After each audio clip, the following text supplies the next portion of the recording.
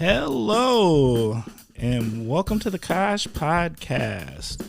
I am your host, Timber Smith, and once again, we got a great show this week. I'm super excited to be here, and let me tell you something. I'm super excited about my guest this week because we go back.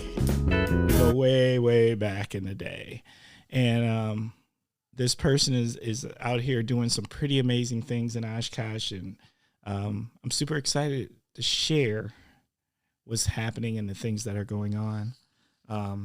So, you know what? Without further ado, let me introduce my guest, Dr. Brianna Klotz.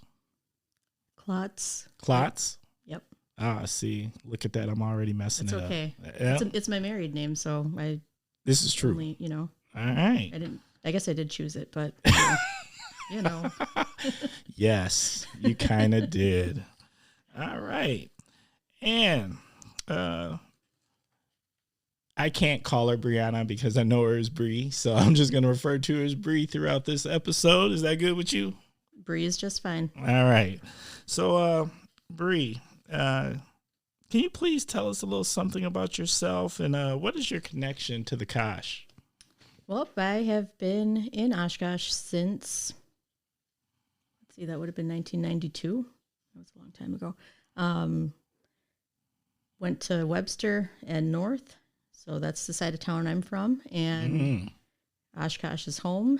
Even though it feels like it's turning into a bigger city, it's still surprising at how, connected and things. You really feel people are. You feel the Kosh is turning into does it feel like it's growing on that level? Maybe physically when you see buildings going up and things spreading out, it just looks like there's growth and you feel like it's a bigger city, and then you run into someone who knows someone and you're like, oh yeah, it's still got that small town feel. Oh yeah. Yeah. I think it very much has that small town feel because I don't think you can go to the Pick and Save festival or the Piggly Wiggly without running into somebody you know. So right. There's something to that. But I will agree with you, the growth, particularly like residential. Some of the buildings going up, my observation, north side residential stuff that's getting built, more residential apartments, things like that. I do feel like we must be growing because they keep building more places for people to live. Yeah, and we'll just have to wait until the 2030 census to find out if we're right. Yeah, this is true. Oh, wait. Was there one in 2020? I'm not sure. No, there was. No, there was a census. I don't know about the data, but I'm sure it's going to get released regardless, and it's going to be what it be for the next decade. So, yeah. All right. You ready to jump in? Yeah, let's jump in. Okay. First segment. What in the world is going on with? That's what it's called. So you just start with that phrase and finish it with something that's on your mind. Oh, gosh. Well, let's stay away from COVID and politics. So let's Wisconsin weather. Oh. Is it or is it not spring? I don't know. I feel you on that. It did. Easter was really nice. It was. And then it got really cold, and I think it snowed one day. Yeah. I woke up to that little sprinkling of snow, and I was just like, serious? All I know is this. I just don't want to happen what happened about 2 years ago when we got, like 8 to 10 inches in April. And was that when we had the ice storm and all the robins were dying, and we're all rushing to put this bird food outside that the robins didn't like anyway, because then I found out they only wanted worms and insects and not the suet balls that I got. Okay, you're on some different. Yeah, no, that might have been 3 years ago. I don't know. Maybe. All I can tell you is I just remember that it was super wet and heavy, and the snowblower was already put away, and I was just like, good God, and nobody could there was a bunch of people that had to call into work because that snow was just we're never safe. I think until June 1st, we're not safe. Ooh, I always grew up, my parents, shout out to mom and dad. My parents always told me Mother's Day. You got to wait till Mother's Day before the snow. You're safe from snow. And I think with like planting stuff outside too, that's kind of the safe date for things you hope that they're not going to freeze. Yeah. And I've planted some things already, so I'm hoping I didn't jinx myself. Oh, what we plant? What did we plant? Oh, what did I plant? Well, some of these things were completely new to me because I was planting perennials and I wanted to find things that would survive in shady areas up close to the house. And I tried to find things that would attract hummingbirds. So I went with Bethlehem sage, something else that flowers that attracts hummingbirds, and I can't remember what it's called. And I got a couple of bleeding heart bushes, which I saw one outside next to your driveway. So yes. I've got a couple of those. And some other flowering ones that are not in the ground yet. And then a kind of Japanese grass that does well in the shade, but that's not what it's called. But it's kind of like a dusty green color. It's really pretty. Yeah, let me tell you about the bleeding hearts. Like, we have one. I actually like it quite a bit, but not as much as the little kids down the block. So I always catch the little kids in my driveway picking all the little hearts off of the plant, and then they collect them and like it's a thing. And I'm always trying to talk the wife into not yelling at the little kids. Leave them little kids alone. Well, they're attracted to beautiful things, so that's good. Hey. And those plants are pretty sturdy, so I think they can handle it. And the plants are right at their level. Yeah, it really is. It really is. Actually, my thing is I just don't want revenge from little kids because they remember you, and then they're middle school kids, and the next thing you know, you got middle school problems. There's Mr. Smith, and he yelled at us. That's right. No, Mr. Smith did not. You can blame Mrs. Smith, not Mr. Smith. So, all right, fantastic. All right. Here's the funny thing. My what in the world is going on with, I was actually going to talk about, was similar, is the grass. Like, I am frustrated with the grass right now because I felt like the grass this year grew like crazy, right? And I don't even know why I'm complaining because I don't cut the grass. The wife cuts the grass. Don't judge me. I never would. All right, fair enough. And it, all of a sudden, like that grass went crazy when we were getting all that snow. Mm-hmm. And it just got super long. And it was like, you try to put off cutting grass as long as you possibly can. Because, once you cut it, then you're cutting it. And you're cutting it for good. But it got so long that I felt like we had to jump in the game extra early this year. And was it last year I saw it advertised, not advertised, but made known online, what Appleton was doing with holding off on cutting their grass until a certain time because it was good for the bees. Yes. The, pollinators and stuff like that. So I saw that too. Let it go. And, whether or not you're environmentally conscious, it's a good reason to just wait a little while. Yes, I saw that last year too. And I think you weren't supposed to cut the grass early, and you also were not supposed to do like weed and feed for the dandelions. Mm-hmm. So because the bees feed off of it. Sure. It was something along that lines. So a random little side note is that I have 2 Russian tortoises. They're not that big. They are, I don't know what that would be, maybe 8 inches across. What's a Russian tortoise? Well, a tortoise, they're like a turtle, but they live on land. Oh. Because turtles live in water. Tortoises are land animals. No, I didn't know that. So they look like, they're so cute. I like them because they're vegetarian, so it's never hard to feed them. Got it. Like some reptiles, you have to feed them living things. Well, plants are living things, but you know what I mean. Anywho, the tortoises absolutely love dandelions, so we don't treat them with, don't treat the dandelions with chemicals or anything, because we go outside and pick them, and the tortoises are fed for free and they're happy. Okay. What's the names of the tortoises? Well, I have 1 male and 1 female, and I thought that they would be friends, but they hate each other, so they each have their own tank now. The male is Mortimer, so he's Morty. Okay. And I had to stick with the M names, so when I got the female, she is Matilda. Matilda? and Mortimer. Yep. And they don't like each other. No, they don't. So they were beefing with each other. They were. Yeah, the male, I got him when I was 24, and their lifespan is 75 years. Whoa. Yeah, and then someone was moving a couple years ago and couldn't keep this, 6-inch tortoise. She couldn't possibly hide it in her apartment, so she couldn't keep this pet that she committed to.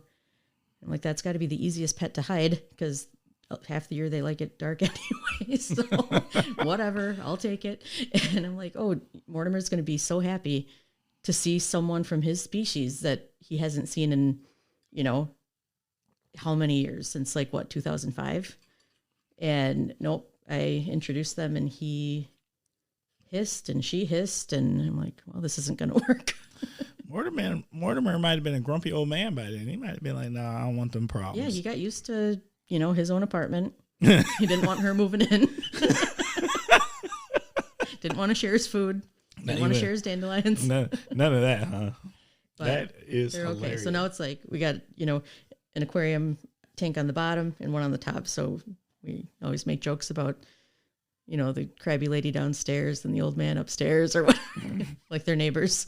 That's kind of fantastic. All right. So we're going to jump into the next segment, which is word association. First word. You ready? So you're going to say the word and I'm just going to say my favorite thing? Or No. into my head? No. Yeah. Whatever comes to mind. Okay. You just let it go. Okay. Food. Thanksgiving. Is that your favorite holiday? It's up there. I think any holiday that involves family and a lot of good food is my favorite. It's my favorite. And I'll tell you why. It's the one holiday where it's legal to be a glutton and lazy. Because theoretically you're supposed to go eat until you can't, until you pass out, and then you take a nap. And no one's mad that you did it because it's Thanksgiving, and that's literally what Thanksgiving is about. It's expected. That's true. Yep. So I dig Thanksgiving. It's by far, and it's a lot less stressful unless you're the person in charge of making the turkey. See, I enjoy hosting for my family because then when I'm fat and tired and ready to be at home, I'm already there. I don't have to worry about leaving and going home. Does your family come in their jammies? Do they come ready to? I would say dressed comfortably. So there's elastic pants. Probably. Yep. It's not formal, that's for sure. Oh yeah, I'm all about Thanksgiving is about a good warm-up suit. Mm-hmm. Something that's super comfy. Yes. And maybe a jersey if your football team's playing. Oh yeah, you know what? I never thought. Well, I'm not a big football person, but I could see that. That makes sense. I remember. Well, I believe it. And I'm not the biggest football or sports buff, but it used to be that the Packers and the Lions would always play on Thanksgiving. Yeah. Until that changed however long ago. But yeah, that was a tradition. I'm not quite why that changed, but yeah, I remember that also. It should go back to that because that was always nice to count on. Is that a bias? It's a personal preference. Personal preference. I'm not sure if other teams would quite feel the same way. I'm not even sure the Detroit Lions feel that way. We don't care about the Detroit Lions. We just want to watch the Packers beat the Detroit Lions while we're eating good food. I feel you on that. Fair enough. All right. Next word. Cocktail or beer? Beer. Beer? Do we got a favorite? What do we like? Well, okay, so I want to say maybe about a year ago, I experienced a sour ale for the first time, and I thought that was just a delicious one. I want to say it was, I don't remember the name of the beer, but it was brewed by Mobcraft in Milwaukee. And that kind of opened my eyes to some of the more, craftier beers and the art that goes into it and and that kind of thing. I mean, I don't overindulge or anything for sure, but if we're out somewhere looking at something or want to pick something new up, then, now I'm kind of looking for what's new out there for a sour ale or, trying something new. So when you're walking down the aisle and are you the person you see something new, you're like, oh, let me give that a shot. Okay. I've had a sour ale. Now, I am not a beer drinker. Those who know me, I am all about Grey Goose and seltzer. But, I definitely indulge in a beer here and there. And I like the sour. Like, I didn't think I would. Like, I thought it would be funky. But it actually, it's got a nice, I don't know. I don't want to say a flavor, but I mean, it is. Well, a lot of them that, and not like I've tried so many, but they seem to be fruitier with their elements. Right. And they do it in a way that it turns out to be like not too sweet, where other like fruity drinks or some of the ciders or other things that are out there, it's like too sweet to have more than one. Yes. And these are not, and I like the tartness of it. And I like sour things, grew up with Warheads and all those cool candies. I could not do those. Those cause dimples and puckers. Those like I can't get down with that sour stuff. I'm not gonna say I didn't eat it. My daughter loved that stuff, but I could only go as far as Sour Patch Kid, and I'm not gonna lie, the first minute until all the sour went away was tough. Yeah, it's usually a dare or rising to the challenge or something. All right, next word, Netflix. Oh, Stranger Things. I miss it. So we were hoping that season 4 was coming out in April because that's what my daughter told me. And I don't keep up that much with pop culture stuff. So I just go by what she says because she's 13 and knows everything. Oh, never. Never at 13 do you not know everything. So when it didn't come out when we thought it was going to, we decided to just start rewatching the old season, to kind of queue up for when season 4 eventually does come out. That's by far my favorite thing on Netflix, Stranger Things. And that's a good idea to rewatch it, but I'm kind of hostile at this point because I feel like it's been so long.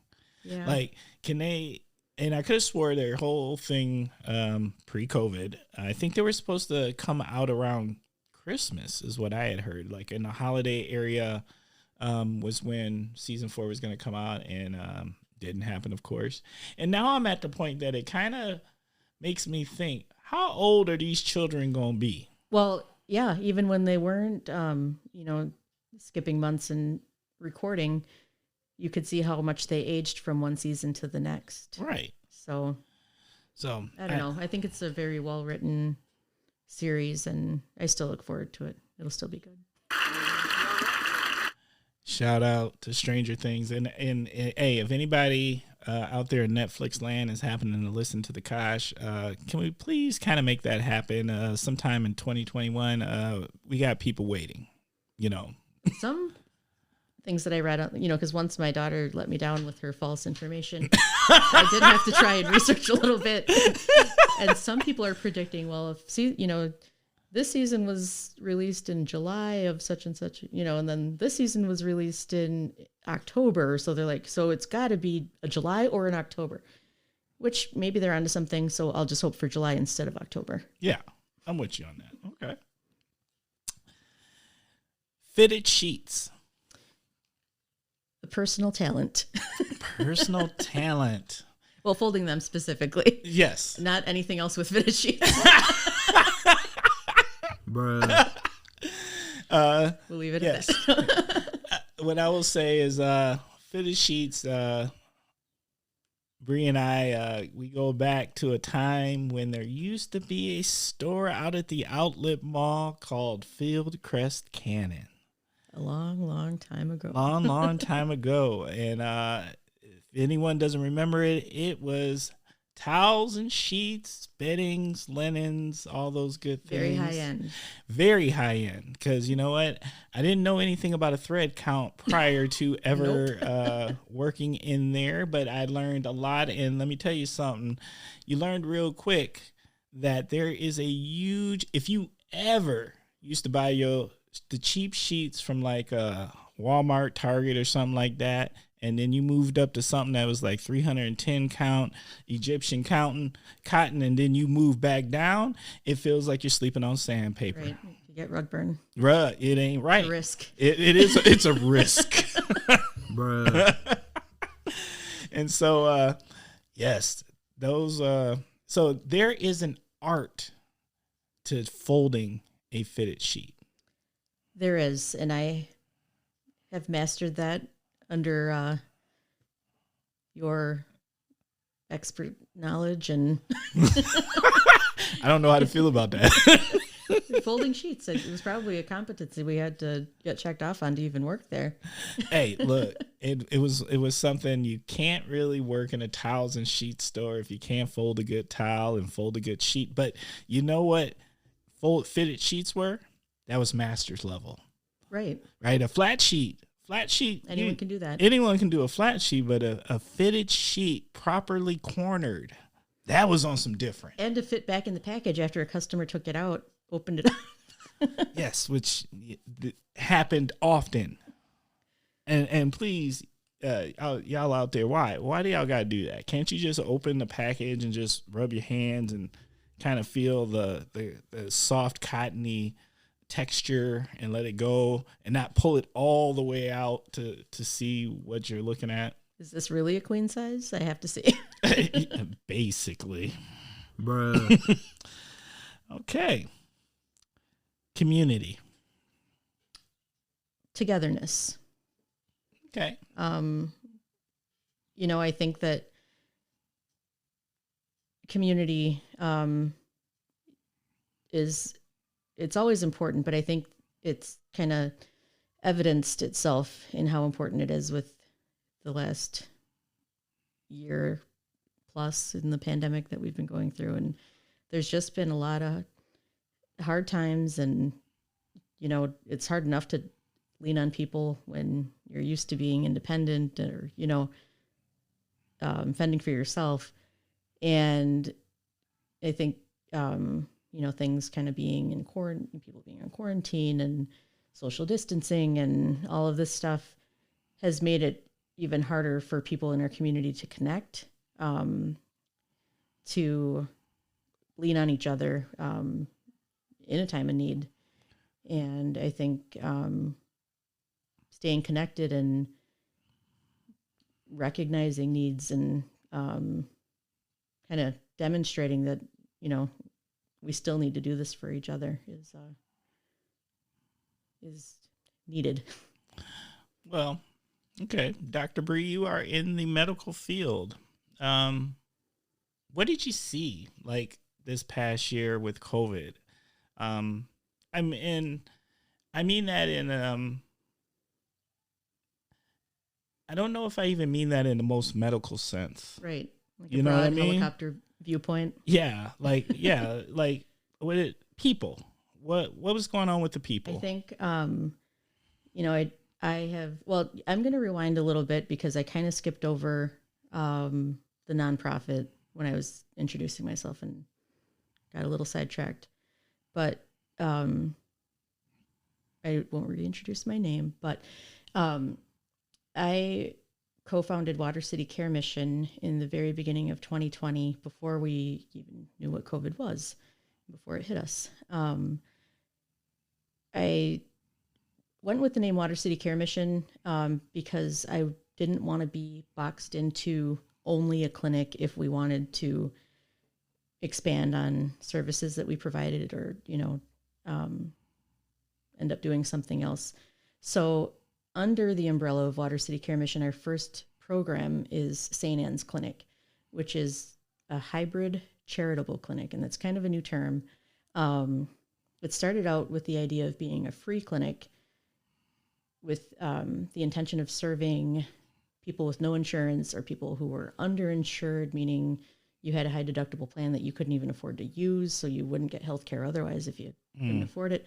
And I started noticing that a good number of people who were coming to me already had insurance, mainly Medicaid, Badger Care, Medicare, that kind of stuff. So I'm like, okay, well, if I don't get reimbursed from the services I provide you with, because I'm not going to tell you can't come here, I'm still going to see you if this is where you are going to access care. But if I don't get reimbursed, taxpayers don't get a refund on that. And if we do get reimbursed, that could be our financial sustainability. So we then changed our model to hybrid charitable, which means that if someone has insurance like Medicaid, Badger Care, Medicare, or even commercial insurance, and they choose to come to us for their health care, we will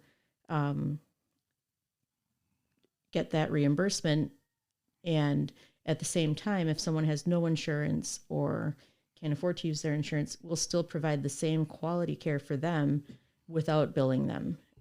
So charitable, being true to our mission. And at the same time, one thing that I think is really neat about this model is that it allows someone who, say a single mom on Medicaid wants to help her community, help others in need, but she might not have the resources to do what she feels like she would do otherwise to help someone. Right. By her coming to St. Anne's Clinic and allowing us to serve her and get reimbursed from her insurance financially allows us to take care of her and one other person who's uninsured for free of charge. That's amazing. Without taking anything away from our bottom line.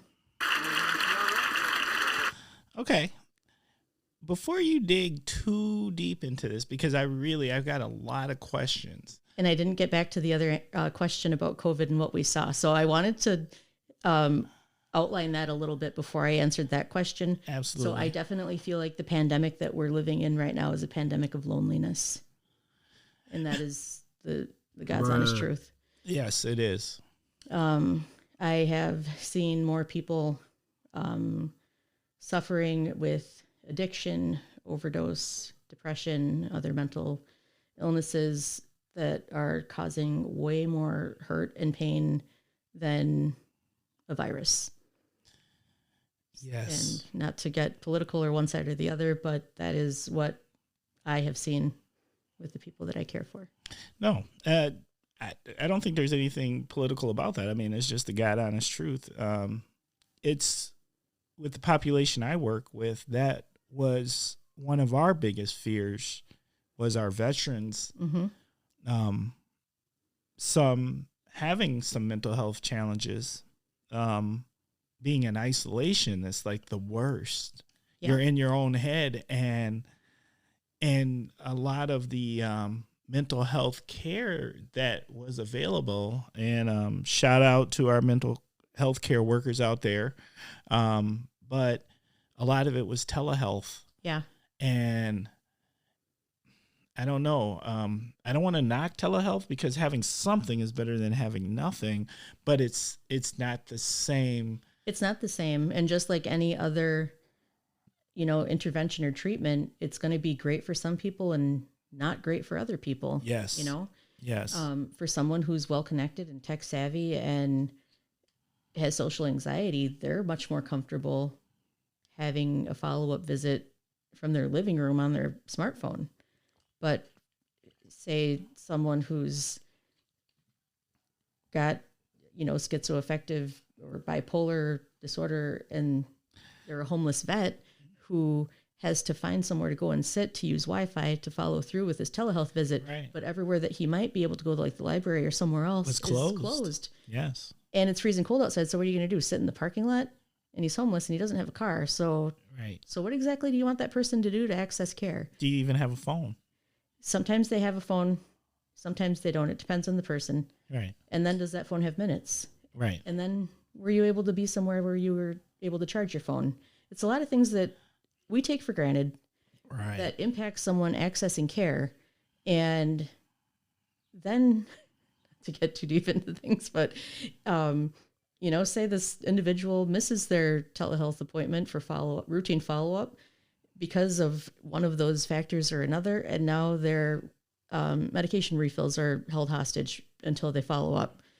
So now they're not getting their medications. Bruh. And you can think of the sequelae of that. Like, it just rolls downhill. They're being punished for something that's out of their control. Right. No one asked for this. Right. No one asked for it. And but that being said, precautions had to be took too. Right. Yeah. And definitely in the beginning, I understand we didn't know what we were dealing with. And as we started to see things unfold, I think we, so the ripple effect is causing more pain than the first drop. Fair enough. I won't make you dig in on that. Okay. So that rolls us into our last word. And you were starting to get into this a little bit. And I think this is, it's one of those things that I think it's like we all need it. But it means so many different things to so many different people. And that is healthcare. Mm-hmm. So what comes to mind when I say healthcare? So what I believe is that we should all have access to healthcare that best suits us. And just like telehealth isn't a one size fits all, save the world answer. Right.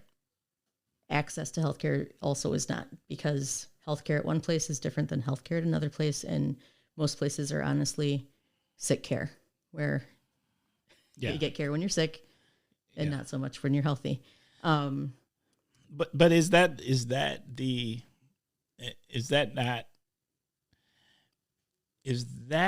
the medical facilities thing, or is that the people? Because I got a bunch of people, and let's be honest, men, we're horrible at that. Like, we're not going in until we're basically men are horrible. I will agree with you 100. No, Bruh. I'm just saying, like, I'm not going to the doctor unless there is something that's exactly seriously wrong. I'll see someone on my schedule, 38-year-old male, blah, blah, blah. And I'm like, well, either his mom said he had to come in, his girlfriend said he had to come in, or he's really got something wrong. Bruh. No, I get it. Facts. What my approach is, and the approach that I take when working with people is, all I know is what you tell me. I'm not researching you online and seeing what your background was or whatever to see what I think you need. All I know is what you tell me when you come in. And there's a lot of different factors that are individual to people that impact their choices and their health outcomes. And what I like to do, and what I think is the best thing for me to do, that I can do for my patients, is to give you honest information and let you make the decision that is best for you. It's different. Like, if you come in with chest pain and you're ready to pass out, I'm not going to be like, let me talk to you about the pathophysiology of this for the next hour. Then I'm trumping you and calling 911. Yes. But when it comes to other things, I don't want someone to take a blood pressure medication just because I said it was the right thing to do. I want someone to understand why their blood pressure is high, what they can do to not have it high, whether it's, lifestyle changes alone and or medication, and what the down the road implications are of taking the medication and not taking the medication. And then they make the decision, is this something that is the right thing or not the right thing for me? That's a really different approach in a lot of ways. I think that, being a nurse practitioner, I think that we are a little more holistic and patient-centered just in our training. And I only say that is because, I know sometimes the doctor's just like, you need this, so I'm just gonna subscribe that. It'll be waiting for you at Walgreens. And I'm like, okay. And a quick shout out to physicians because we're not haters. Oh, no, definitely. I got a fantastic doctor, and he's my man. You know, I can talk to him about anything. But I mean, I'm just saying, sometimes, you know, it's just kind of like the beast of the system is what it comes down to. Yeah, and the great thing is when I do have my appointments with him, he takes the time to talk me through things, and lets me understand not just the things but the system. Mm-hmm. Like he explains, like, you know, I would think about this, but, you know, just so you know, your insurance may not cover this, and that kind of thing. And I think that is awesome because, I mean, you know, I definitely want to do the things that are in my best benefit health-wise, but I also don't want to rack up like 30 grand in a medical bill for something that might not have been, you know, I might not have been at that point yet. Right. Something I could have done some preventative things on my own to keep it from the next step. And I think especially, you know, a lot of that was coming into light with the craziness of 2020 and, you know, 2020 when everything is in perspective. There was light that was shined on a lot of things for people, and we'll leave it at that. But, bruh. But you know, health wise and bill wise, and where, you know, are you going to something that you might have done or people might have done routinely without thinking about it? Now we're going to think twice about it because, oh wait, you know, all right, what if we're in this position again with this pandemic, or things just aren't as for sure and guaranteed as maybe we thought they were before. Yeah, I do worry about that. It's something I've thought about. Like, you know, I think we're so focused on getting past this. But what if, you know, there's things happen. There's setbacks sometimes, you know, and what if we had a setback? I don't know if America could stomach a setback at this point. You know, we've got this mental focus on we're getting out of this one way or the other. Back to normal. Yeah, we're getting back to normal. You know, and you know, there's a lot of people who already are back to normal. As far as how they're going, for one, nurses have been washing their hands before it was cool. So yes, that's our normal. That's your normal. so there was nothing about COVID that all of a sudden nurses had to start washing their hands. It definitely threw a wrench in the tire, but there were some things that we were already used to. Fair enough. All right. We're going to move into the next segment. And the next segment is the Naughty/Heroes Corner. So it just gives you an opportunity to nominate somebody to the Naughty or the Heroes Corner. And it doesn't have to be a person. It can be an organization. It can be anything you want it to be. So I will choose an organization. And I am nominating the heroes who are Day by Day Warming Shelter. And I knew that they were heroes before, but now with where St. Anne's Clinic is, we are in the same building as the warming shelter, and I've really got to witness the compassionate care that they provide to those in our community who are living on the margins, and it's, you know, it's beautiful, and not that they are doing it for the recognition, but they inspire me. They do amazing things. Like, they really do amazing things. And I'd like to encourage us all to maybe figure out a way that we can get involved or assist that effort in some kind of way, because we have a population here in Oshkosh that needs some help. You know, and this is the Kosh. Yeah, and you know, talk about the pandemic of loneliness, and when you were already lonely and kind of feeling like you're at the bottom of the barrel already, and then something like this hits, and it's like when you thought things couldn't be worse, and they suddenly are. Right. Yeah, I couldn't even. What that has to be the worst, right? You're already just trying to make it. You're just trying to survive. And then pandemic hit, and a lot of resources that you may have been utilizing to survive may not have been accessible. Right. That sucks. Okay. Well, big shout out to the Warming Shelter. If anyone from the Warming Shelter is listening to the Kosh, I would love to have somebody from the Warming Shelter on here. So please reach out. If you reach out within the next 7 days, you will win a 6-pack of my favorite sour ale. Oh, and wait, you done said it now, so it's official. It's official. It's official. All right. 7 days from the air date. 7 days from the air date. Somebody from the Warming Shelter, come do your, come do an interview here on the Kosh, and there is a 6-pack of sour ale waiting for you. Bruh. Thank you.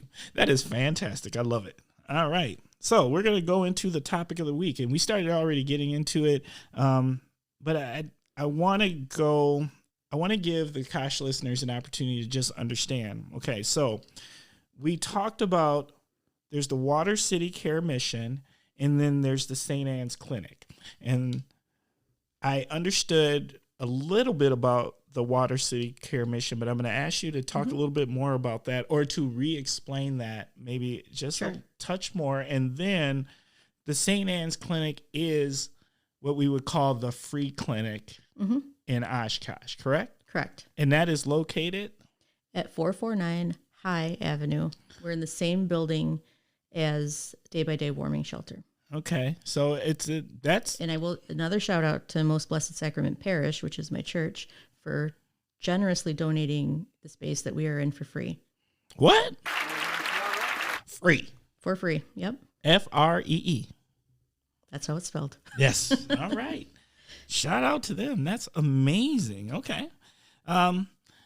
So let's go back to the Water City Care Mission, and how does that fit once again with the St. Anne Clinic? Okay, so the Water City Care Mission is the umbrella nonprofit organization that we founded, and St. Anne's Clinic is the organization's first program. Okay. So we hope down the road to grow and be able to do more to meet the need, access to care needs, because sometimes we're not helping someone specifically that needs something that we can provide, but sometimes when people aren't connected into the confusing, tangled mess of modern healthcare, it's really hard to get started. And sometimes we're just, pointing them in the right direction or holding their hand through the first few steps, or, just kind of being an additional resource to help them get connected. So, and sometimes it's healthcare, sometimes it's other social services that they need to be connected with. And sometimes it is healthcare that we can provide that we're doing that. So yes, Water City Care Mission is the umbrella, and St. Anne's Clinic is the first program that we have started. And that is our free or otherwise updated model of hybrid charitable. But free if you need it. Yeah, hybrid charitable. I really like that terminology, because some people may have just some enough health care, and therefore. And then there's the other thing too. There's a lot of proud people in Oshkosh. Damn right. And say that you don't have a lot of resources. You have enough for what you got right now, but you might be a little bit too proud to go to a free clinic because you think that might just be for just the people at the warming shelter or just the people who have nothing. And you don't want to take away from what someone else could use who needs it more than you, because people in Oshkosh are kind and they think about other people. So I think that changing the name of the model to hybrid charitable helps to let people know that we're here for everyone. Those who are stuck at the bottom trying to climb their way up, and those who are in the middle of the barrel, floating comfortably most of the time, but still might need something. And everyone else who maybe isn't, lacking for anything, but by them coming to us, they're helping us to be able to serve those who don't have anything. You make such a good point with words, because words matter. So the words utilized to describe matter and how people are going to perceive. So I think that's such a good point. When is the clinic open? So right now we are only open 2 days a week, Tuesdays from, well, I'll say noon to 4. We do have extended hours on Tuesdays that are dedicated to people staying at the warming shelter, just so they don't have to, they know that they can always come in at those times. But general hours on Tuesdays are noon to 4, and then Saturdays are 10 to 2. And we are very new, and as we grow, because we are growing, we will expand our hours just as we have the resources, people-wise, money-wise, and are able to, provide care the best that we can. We don't want to just open and just be winging it all the time, Right. Is there any programming that you, under Water City Care Mission, is there another step that you're thinking about at this point, or a direction you want to go into? So, yes, I have lots of ideas. And I will wait for God to show me what he's got planned next, because honestly, if I follow his plan, it's going to work a lot better than if I spin my wheels trying to say, all right, this is what we're going to do. And if he's not on board, it's not going to work anyway. So, in helping the people that we have been taking care of, it's been pretty eye-opening to see, right in front of you what the needs are. Like, yeah, we can take a step back and look at, okay, Christine Ann Center is providing these services, but are they meeting the need? How are we evaluating if the need is being met? We know that human trafficking is not nearly spoken about enough, and we know that we have Damascus Road, who's a nonprofit in Oshkosh, who's helping victims of human trafficking. But what are their limitations? How are we knowing if they're making a difference? Can we work together? So I think collaboration, not recreating the wheel, but then also complementing efforts to really look at the outcomes and how can we measure what is being done instead of just looking at measuring what we're doing to try to solve them, if that makes sense. Because Who cares how many hours of volunteer work I do if the problem isn't being impacted? Right.